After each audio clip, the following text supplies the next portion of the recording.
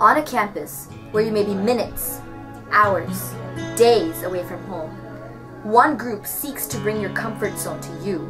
The Minnesota International Student Association is a place where home is seconds away, and the opportunity to learn from one another is always present.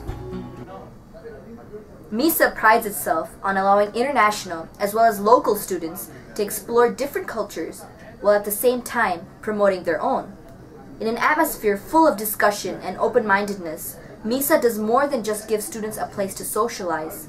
MISA delivers a sense of comfort the university on its own could not oblige. However, the international student community continues to be one of the main audiences that the organization aims toward.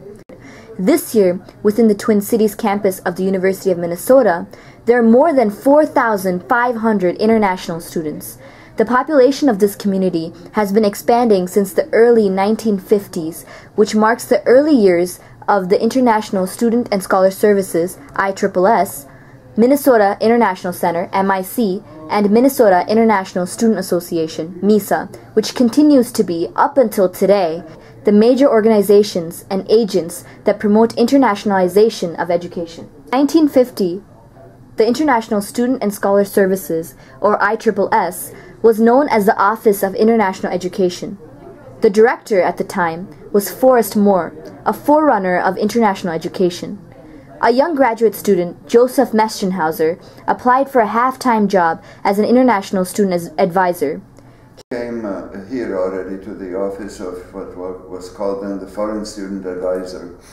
And I had quite a bit of experience in student life, before I was heavily involved in student movement in Czechoslovakia.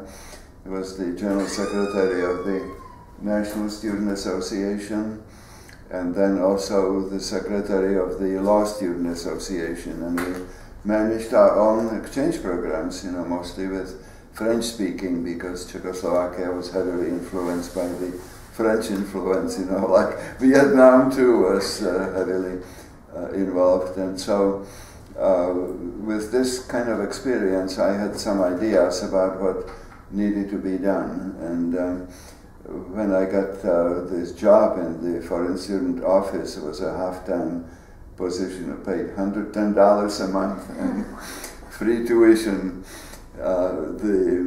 My idea was that what needed to be done to further some of the educational goals would not be possible on half-time. And so my boss was Forrest Moore, who was very foresighted individual, and he reported to the Dean of Students.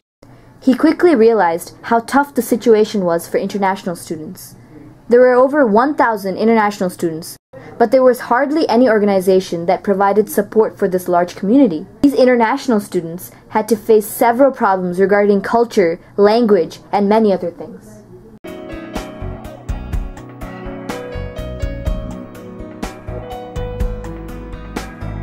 After Meschenhauser got promoted into a full-time position, two extraordinary individuals, Michael Page and Kay Thomas, joined the faculty. That summer, there was a joint appointment in the College of Education as an assistant professor and the ISAO, or ISSS, as an international student advisor. I thought, well, I can't think of a job that, I'm probably the only person in the world who could actually do this. I decided on my because I kind of done a little bit of all of that, and I thought, well, this would be nice because it'll combine my academic side in international development education with my kind of pragmatic or practical side, which is doing intercultural training. What a nice job. And I really felt it was just calling my name, so I applied and I got it. And Joe Meschenhauser was the one who hired me. He was the hiring guy. He was my first, shortly to be my boss. He wasn't right immediately, but in '79, Forrest Moore, very well known, the late Forrest Moore, very well known international educator, one of the founders of NAFSA, stepped down, and Dr. Meschenhauser became the director of the ISSS, and I became, later on, Kay and I became associate or assistant, I can't remember, but assistant directors and Kay Thomas's for counseling and advising, in my case, for international training and education. We actually had an office that had those components in it. These three quickly became involved with the community of international students. After this came an era where international education flourished.